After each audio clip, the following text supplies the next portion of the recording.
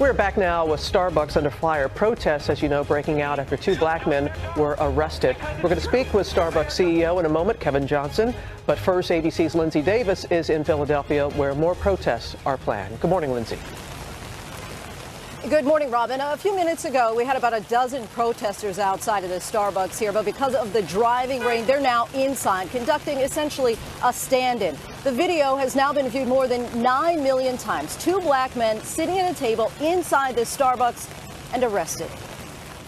What did they do? Outrage is brewing this morning over this viral video showing two black men escorted out of a Philadelphia Starbucks in handcuffs by police. Well, what did they do? What did they do? Did someone tell me what they did? They didn't do anything. I saw the entire thing. Police say the men were sitting at a table without making a purchase, and when asked to leave, they refused. That's when an employee called 911, reporting the incident as trespassing. Witnesses, including this businessman who the real estate brokers were about to meet with, say the men were discriminated against for being black.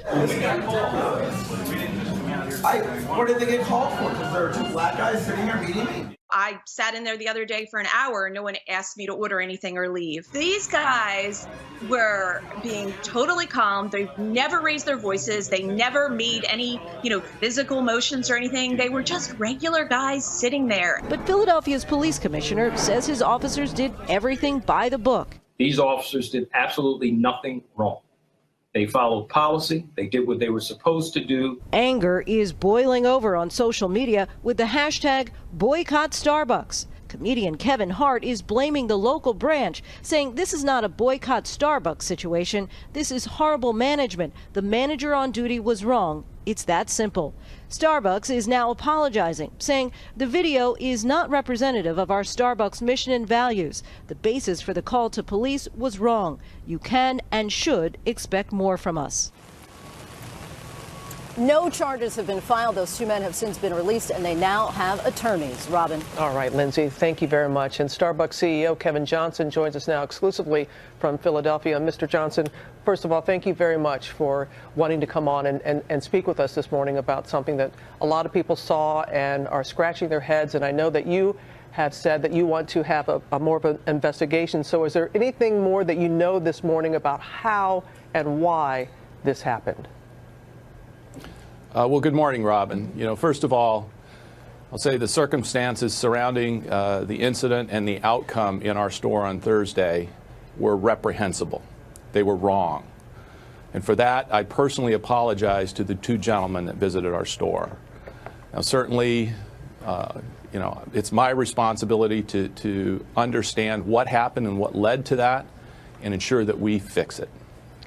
Has anybody asked the store manager, why did they do this? I mean, we were talking amongst ourselves. People, you see them in Starbucks all the time conducting business meetings. They're not buying any products. And even when we saw in the piece when the woman said that she had been there too, has anybody asked her why these particular men did she feel compelled to call the police?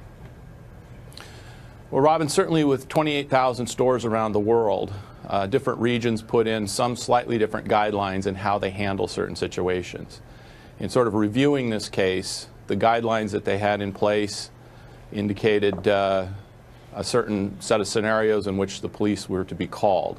Now, there are some scenarios where the police should be called. If there's threats or disturbance, those may be appropriate times. In this case, none of that occurred.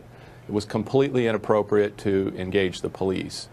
And so clearly there's an opportunity for us to provide clarity. And in addition to that, I'd say there's training, more training that we're going to do with our store managers, not only around the guidelines, but training around unconscious bias. What happened to those two gentlemen was wrong. Because you said in your statement, and I quote here, that Starbucks stands firmly against racial profiling. So you believe that was the case here? Well, Robin, Starbucks was built as a company that creates a warm, welcoming environment for all customers. That didn't happen in this case. That I know. And so it's my responsibility to ensure that we review everything. We review the actions of the store manager, we review the guidelines that were provided, and we review and invest in the training necessary to ensure that doesn't happen again.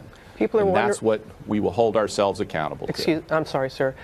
People are wondering, will any disciplinary action be taken against the employee?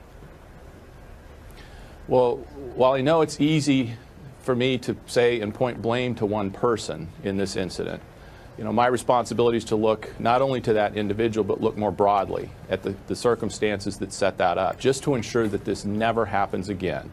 So those reviews are conducting as we speak, and I've been very focused on understanding what guidelines and what training ever let this happen. What happened was wrong, and we will fix it.